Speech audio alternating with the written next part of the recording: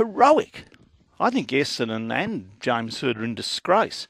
On the line, the Chief Executive of the AFL, Andrew Demetriou. Good morning. Good morning, Neil. Okay, James Hird's found to have failed to protect the health, welfare and safety of the players. He is found to have done too little when he found out what was going on, and he did too little to ensure that players weren't getting illegal substances. Is that heroic? Oh, well, no, I'm not quite sure where he was going with those words. Look, I've got to say that James Hird in yesterday's hearing apologised. He apologised sincerely. He apologised to the game, to the commission, to his players, to the damage that had been caused to the game. You'd have to ask Julian Burnside what he means by those words. Well, fair enough, but isn't it also reasonable to say that both Essendon, James Hird and some others are in disgrace here? Well, no, this is the most significant sanction that has ever been handed down in AFL history, and it is significant. It goes to the heart of the severity and the gravity of these charges. It's been the culmination of, almost 7 months of investigation. So it's absolutely serious, and there's nothing I can say that can put any positives on it. This is a serious matter, and you can tell by the sanctions that have been handed down how seriously the Commission has viewed it. We've done that on behalf of our supporters and our stakeholders and our clubs, and of course all of our players. It's a very serious matter that rests on the shoulders of James Hird, a few others, and Essendon, does it not? Well, it certainly rests on the Essendon Football Club because of their lack of corporate governance and structure, and the systems that they put in place to try and protect the safety of their players. Absolutely. And there were some individuals that helped contribute to that. Do we yet know what was put into the players' bodies?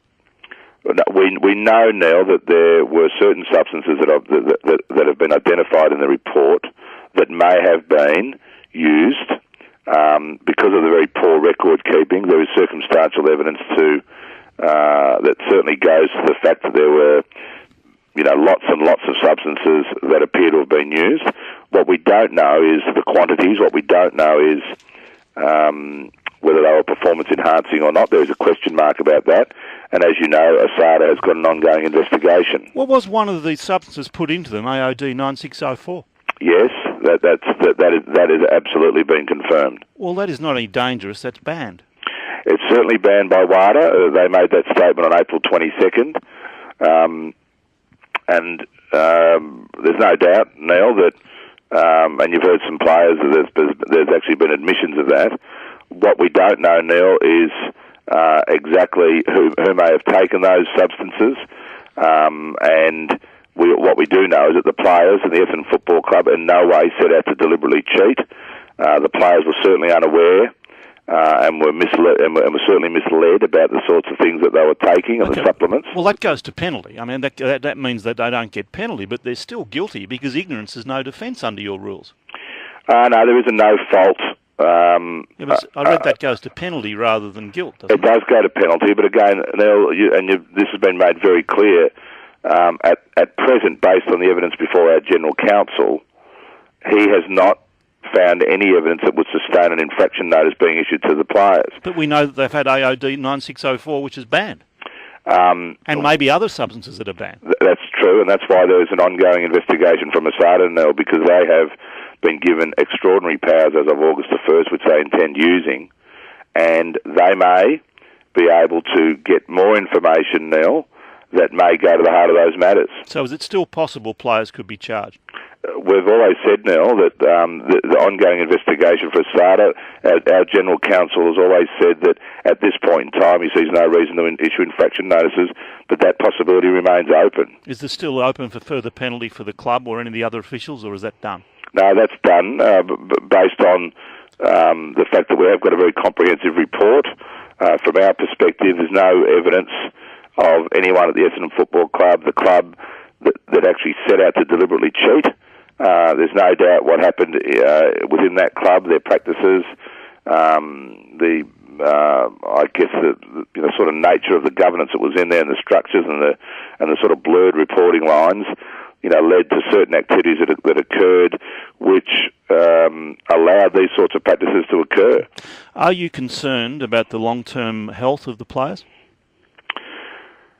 Well, no, you have to. You have to be, because there is a risk, because there are some substances there that are unknown, and that's why the Players Association, on behalf of the players, have been sitting down with the players and with the parents, and are going through the process now of trying to establish a protocol and a process going forward about how they deal with these issues. So will the AFL be involved in long-term monitoring of their health? Oh, of course we would, Neil, because we have a duty of care to our players, as have all of our clubs, and this is one of the, I think one of the more, one of the more relevant issues throughout this whole saga, and that is that the health and safety of the players potentially could have been compromised, and it's absolutely incumbent on all of us involved in the industry to make sure that we look after our players, and that when players want to come to our code, that they do get looked after, that the parents of our players can feel comfortable that players go into a safe working environment. But it's more than potentially could have been compromised. It has been compromised for some of them at least, because they've been given supplements or drugs and we do not know the effect of them.